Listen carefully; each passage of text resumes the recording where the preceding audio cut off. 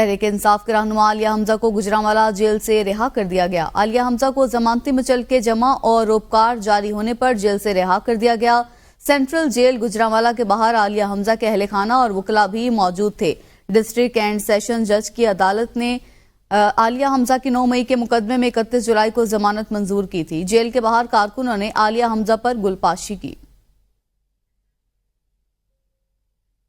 تحریک انصاف نے الیکشن ترمیم act supreme court میں چیلنج کر دیا۔ Chairman P T I barrister Gohar Ali Khan نے آئینی درخواست دائر کی۔ درخواست میں الیکشن ترمیم ایکٹ کو کالعدم قرار دینے کی استدعا کی گئی ہے۔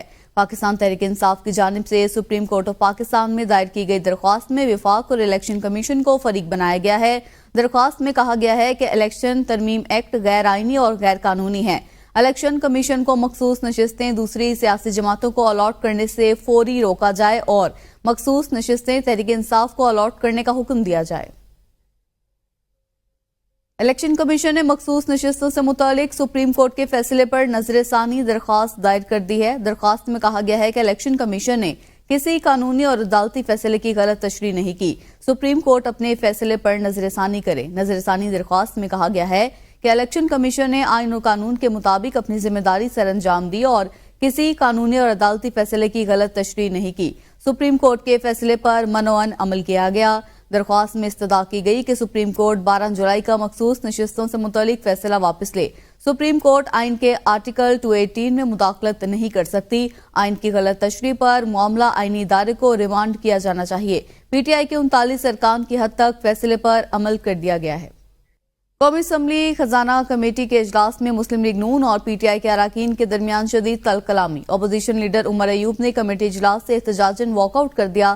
تلخ کلامی عمر ایوب کی جانب سے مبین عارف کا تعارف کرانے پر ہوئی۔ عمر ایوب کا کہنا تھا اپنے ممبر کے استحقاق کا تحفظ میری ڈیوٹی ہے۔ اسلام آباد سے شاہد اجمل کی رپورٹ دیکھیے۔ قومی اسمبلی کی قائمہ کمیٹی برائے خزانہ کے چیئرمین سید نوید قمر کی صدارت میں کمیٹی کا اجلاس پارلیمنٹ ہاؤس میں منعقد ہوا۔ پاکستان تحریک انصاف کے رکن مبین عارف ویڈیو لنک کے ذریعے اجلاس میں شریک ہوئے۔ اپوزیشن لیڈر عمر ایوب خان نے اپنے رکن کا تعارف کراتے ہوئے کہا کہ یہ ہمارے ایم این اے مبین عارف ہیں جن پر ایجنسیز دباؤ ڈال رہی ہیں۔ مبین عارف اس وجہ سے کمیٹی اجلاس میں بھی شریک نہیں ہو سکے، جس پر لیگی رکن بلال اظہر کیانی نے کہا کہ یا تو یہاں سیاست کر لیں یا کمیٹی کی کارروائی پر چلیں، جس پر عمر ایوب خان طیش میں آ گئے اور کہا کہ یہ رویہ ناجائز ہے، ہم کمیٹی سے بائیکاٹ کر رہے ہیں۔ پیپلز پارٹی کے رکن مرزا اشتیاق بیگ نے کمیٹی روم سے باہر جا کر عمر ایوب خان کو منانے کی کوشش کی۔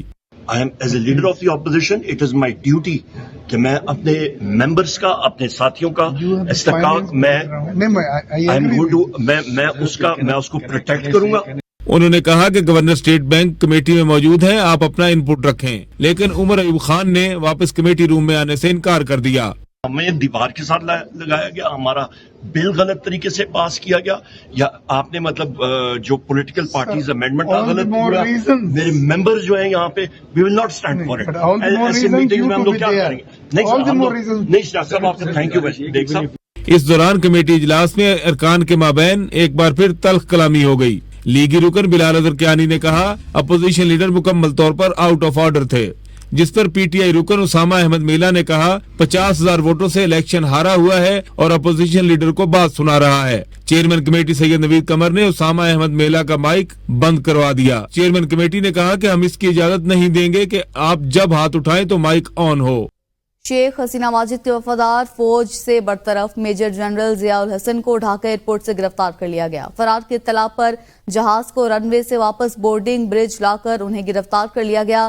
سابق army chief of staff general Aziz Ahmed کی اہلیہ اور بیٹا بحرین فرار ہونے میں کامیاب ہو گئے، تاہم جنرل عزیز جہاز پر موجود نہیں تھے۔ بنگلہ دیش میں ہندو کمیونٹی پر حملوں اور خواتین سے زیادتی کا بھارتی پروپیگنڈا غلط ثابت۔ بنگلہ دیش نیشنل ہندو گرینڈ الائنس کے صدر ایڈوکیٹ گوبندا پرمانک نے بھارتی میڈیا کی شدید مذمت کرتے ہوئے کہا اگر بھارت کو حسینہ واجد سے اتنی ہی محبت ہے تو انہیں اپنا وزیر اعظم بنا دیں۔ بنگلہ دیش میں ہندو شہریوں، ان کے گھروں، کاروباری مراکز اور مندروں پر حملوں کے دعوے درست ثابت نہ ہو سکے۔ ہندو خواتین سے زیادتی اور ان کے قتل عام کے دعوے بھی جھوٹے نکلے۔ ایکس پر ایک پوسٹ میں بنگلہ دیش کے ہندو کرکٹر لٹن داس کے گھر کو نظر آتش کرنے کا دعویٰ کیا گیا، تاہم فیکٹ چیک سے ثابت ہوا کہ نظر آتش کیا جانے والا گھر لٹن داس کا نہیں بلکہ بنگلہ دیش کرکٹ ٹیم کے سابق کپتان مشرف مرتضیٰ کا ہے، جس کو عوامی لیگ کے رکن پارلیمنٹ ہونے کی وجہ سے نشانہ بنایا گیا۔ ہندو خواتین سے زیادتی اور جنسی ہراسانی کے دعوے بھی درست ثابت نہ ہو سکے۔ ایکس پر ایک پوسٹ میں جماعت اسلامی کے کارکنان کی جانب سے ڈھاکہ یونیورسٹی میں ہندو خاتون سے زیادتی کا جھوٹا پروپیگنڈا کیا گیا، تاہم پتہ چلا یہ تصویر بھارتی صوبے منی پور کی ہے، جہاں 2023 میں ہندو شہریوں نے عیسائی لڑکی سے زیادتی کی تھی۔ اس سے قبل 2021 میں بھی یہی تصویر انڈونیشیا میں وائرل ہوئی، جس پہ دعویٰ کیا گیا تھا کہ 5 بنگالی شہریوں نے انڈونیشیا کی لڑکی سے زیادتی کی ہے۔ بنگلہ دیش نیشنل ہندو برینڈ الائنس کے صدر ایڈوکیٹ گوبندا پرمانک کہتے ہیں شیخ حسینہ واجد کے استعفے کے بعد ہندو کمیونٹی کو حملوں اور لوٹ مار کا خدشہ تھا، تاہم جماعت اسلامی کے کارکنان اور طلبہ ہندو گھرانوں اور مندروں کی حفاظت کر رہے ہیں، جس کے باعث ایسا کوئی واقعہ رونما نہیں ہوا۔